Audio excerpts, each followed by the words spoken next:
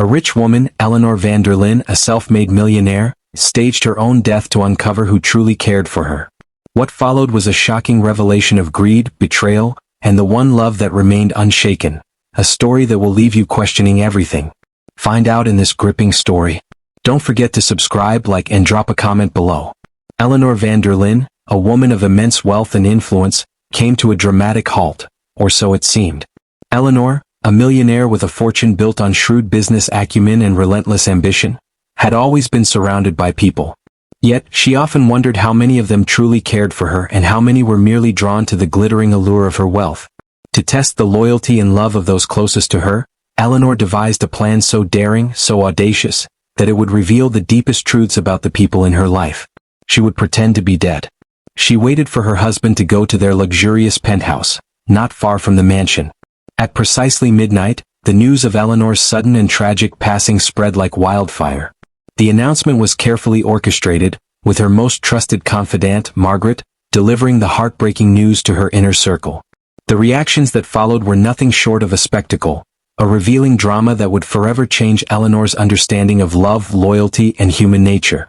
The first to arrive at Eleanor's sprawling mansion was her husband, Charles van der Linde. Charles, a man of charm and charisma, had always been the perfect partner in public. Together, they were the epitome of power and elegance, a couple admired by many. But as her husband stepped into the grand foyer of their home, his face betrayed no grief. Instead, a faint smile played on his lips, and his eyes sparkled with an unsettling joy. Eleanor, lying motionless on the ornate chaise lounge in the parlor, watched through barely open eyes as Charles approached. He knelt beside her, his hand brushing against hers, but there was no tenderness in his touch. Instead, he whispered words that sent a chill down her spine. "Finally," he murmured, "it's all mine." Charles wasted no time in planning his next move. As he stood up, he pulled out his phone and began scrolling through his contacts. "Margaret," he said, his voice dripping with excitement, "call the lawyer. I need to finalize the transfer of assets. And while you're at it, reach out to Isabella Montgomery. I think it's time I moved on." Eleanor's heart sank. Isabella Montgomery was a socialite known for her vast fortune and striking beauty. Charles had already set his sights on his next conquest, his next source of wealth and status. The man she had shared her life with, the man she had loved, was nothing more than an opportunist, a wolf in sheep's clothing. Not long after Charles's arrival, Eleanor's siblings, Victoria and Gregory, burst into the mansion. Victoria, the elder of the two, was a force to be reckoned with, sharp-tongued, ambitious, and fiercely competitive. Gregory, on the other hand, was the charming yet reckless younger brother, always looking for the next big thrill. Both had always been envious of Eleanor's success, and now, with her supposed death, they saw an opportunity to claim what they believed was rightfully theirs. "I want her luxury cars," Victoria declared, her voice cutting through the somber silence. "That red Ferrari is mine. I've always loved it." Gregory scoffed, his eyes narrowing. "Oh please. You don't even know how to drive it properly. I deserve the beach houses. I've been dreaming of hosting parties there for years." The two siblings quickly descended into a heated argument, their voices rising as they haggled over Eleanor's possessions. They pulled out their phones, calling their lawyers and accountants, eager to stake their claims before the other could act. The room, once a place of warmth and family gatherings, was now a battlefield of greed and selfishness. Eleanor watched in silent horror as her siblings divided her life's work among themselves, their faces devoid of any sorrow.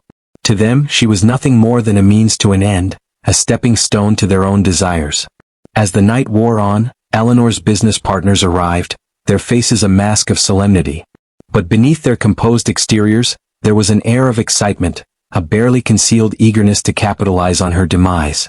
They gathered in the study, their voices low as they discussed the future of the company. "With Eleanor gone, her shares will be split among us," one of them said, a sly smile creeping across his face. "This is our chance to take control." Another nodded in agreement. "We've been waiting for this moment for years. Let's not waste it." They raised their glasses in a silent toast, their eyes gleaming with ambition. To them, Eleanor's death was not a loss but an opportunity, a chance to further their own interests. The woman who had built the company from the ground up, who had fought tirelessly to ensure its success, was now nothing more than a footnote in their plans. Just when Eleanor thought she had seen the worst of human nature, her parents arrived. Unlike the others, they did not rush in with demands or calculations. Instead, they walked slowly, their steps heavy with grief. Her mother, Evelyn, clutched a handkerchief, her face streaked with tears. Her father, Arthur, stood tall but his shoulders were slumped, his body shaking with the weight of his sorrow. They approached Eleanor's lifeless form, their hands trembling as they reached out to touch her. "My baby," Evelyn whispered, her voice breaking. "My sweet, sweet girl. How could this happen?" Arthur knelt beside her, his tears falling freely. "We were supposed to go first," he said, his voice choked with emotion. "You had so much life ahead of you." Eleanor's heart ached as she watched her parents, their love for her so pure, so unconditional. They had never cared about her wealth or her status. To them she was simply their daughter, their pride and joy. Their grief was raw, unfiltered, a testament to the depth of their love. Unable to bear their pain any longer, Eleanor sat up, her eyes filled with tears. "Mom, Dad," she said, her voice trembling. "I'm here. I'm alive." When Eleanor sat up, the room fell into a stunned silence. The air grew heavy, as if time itself had paused to witness the unraveling of the moment. Her husband, Charles, who had been scrolling through his phone with a faint smile, dropped it onto the plush carpet, his face draining of color. Her siblings, Victoria and Gregory, froze mid-argument, their voices cutting off abruptly as they turned to stare at her, their expressions a mix of shock and guilt. Her business partners, who had been quietly celebrating their newfound control over her company shares, took a step back, their smug smiles replaced by wide-eyed disbelief. But it was her parents' reaction that truly shattered Eleanor's heart. Her mother, Evelyn, let out a choked gasp, her hands flying to her mouth as tears welled up in her eyes. Her father, Arthur, stood frozen, his shoulders trembling, his face a mask of disbelief and relief. For a moment no one moved, no one spoke. The room was a tableau of raw, unfiltered emotion. "Mom, Dad," Eleanor whispered, her voice breaking as tears streamed down her cheeks. "I'm here. I'm alive." Evelyn was the first to react. She rushed to Eleanor's side, her hands trembling as she cupped her daughter's face. "My darling," she cried, her voice a mixture of joy and anguish. "How could you do this to us? We thought we'd lost you forever." Arthur followed, his strong arms wrapping around both Eleanor and Evelyn. His voice was thick with emotion as he spoke. "You foolish, wonderful girl. Don't ever scare us like that again. Do you have any idea what this did to us?" Eleanor clung to them, her parents' love enveloping her like a warm blanket. "I'm so sorry," she sobbed. I needed to know who really cared about me. I needed to see the truth." Charles, recovering from his initial shock, stepped forward, his voice shaky but tinged with anger. "Eleanor, this is insane. You can't just fake your death and expect everyone to."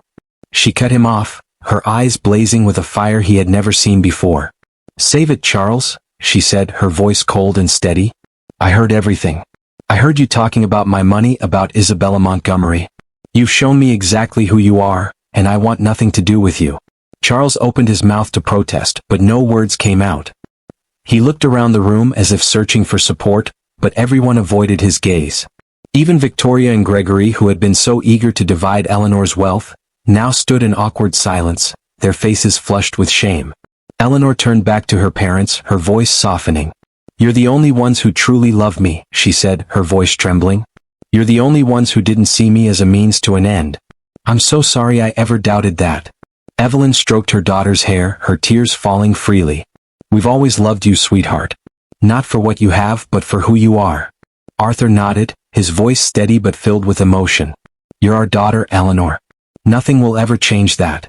As the room remained in stunned silence, Eleanor held her parents tighter, realizing that their love was the only thing that had never wavered. In that moment she vowed to cherish it above all else, knowing that true wealth was not measured in dollars, but in the bonds of unconditional love. As the truth of Eleanor's ruse came to light, the reactions of those around her were a mix of shock, anger, and guilt. Charles, Victoria, Gregory, and the business partners were left speechless, their true colors exposed for all to see. They tried to justify their actions, to explain away their greed, but their words rang hollow. Eleanor, however, was no longer interested in their excuses. She had seen the truth, and it had changed her forever. She realized that wealth and power, while alluring, were fleeting. They could buy loyalty but not love. They could attract people but not keep them. In the days that followed, Eleanor made a series of life-altering decisions. She divorced Charles, cutting him out of her life and her fortune. She reconnected with her parents, spending quality time with them and cherishing the love they had always given her.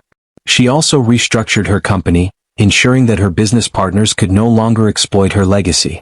But perhaps the most important change was within herself.